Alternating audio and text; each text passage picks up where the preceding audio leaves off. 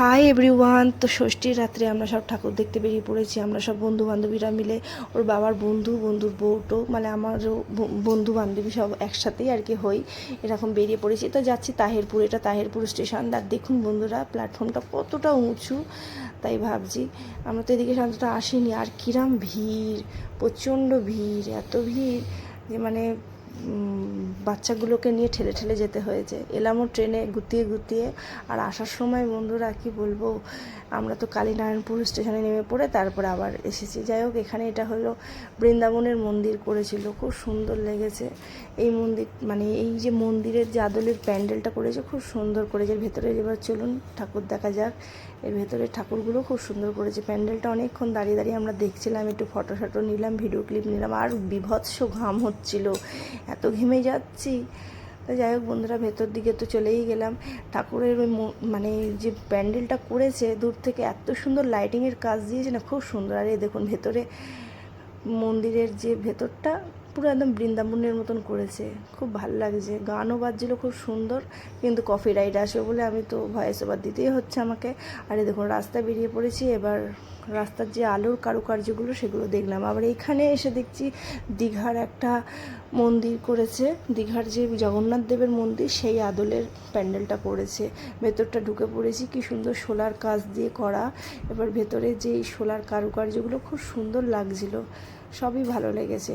মানে Tahirpur first time আসলাম তো, এখানকার ঠাকুর প্যান্ডেল খুব ভালো লেগেছে আমার। দেখুন ঝাড়বাতিটা কি সুন্দর। এবার এখানে একটা নারায়ণ শুয়ে আছে, এটাও বেশ ভালো লেগেছে। পরেই দুর্গার যে মূর্তিটা বানিয়েছে সেই ঠাকুরটা রয়েছে। তা আমার মেয়েও এখানে কিছু ভিডিও ক্লিপ ফটো তুলে দিয়েছে, আমাকেও হেল্প করেছে যথেষ্ট। আর আমরা সব বন্ধুবান্ধবীরা মিলে বেরিয়েছি তো, মানে একটা বিশাল ব্যাপার কিছু। এগুলো আমাদের পিকনিকে একসাথে হওয়া হয়, মানে একসাথে সবাই মিলে দেখা সাক্ষাৎ হয়, আর এই ঠাকুর দেখতে বেরিয়ে আসা হয়। তারপর এখানেতে চলে এলাম। এখানে একটা পাহাড়ের মধ্যে কি পঞ্চ মন্দির না কি বলে, ওর বাবা বলছিল। যাই হোক, পঞ্চ মন্দিরের ঠাকুর আর কি, এখানেও খুব সুন্দর করেছে।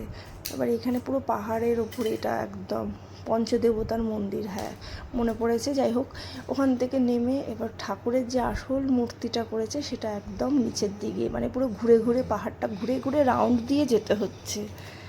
তো বন্ধুরা, আমার ভিডিওটা দেখে কেমন লাগলো তাহেরপুরের ঠাকুর?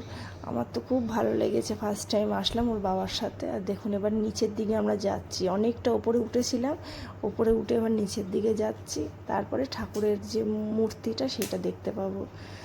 তা এত বড় মানে প্যান্ডেলটা করেছে, যাওয়ার রাস্তা শেষই হচ্ছে না। দেখুন ভেতরে কি সুন্দর কারুকার্যগুলো করেছে। আর এই দেখুন ঠাকুরের মুখটা, আমার খুব ভালো লেগেছে। এই ঠাকুরটা এত সুন্দর এভাবে করেছে, প্যান্ডেলের কাজ, বাইরেটাও যেমন সুন্দর, ভেতরটাও খুব সুন্দর। তো কেমন লাগলো বন্ধুরা আমার ভিডিওটা?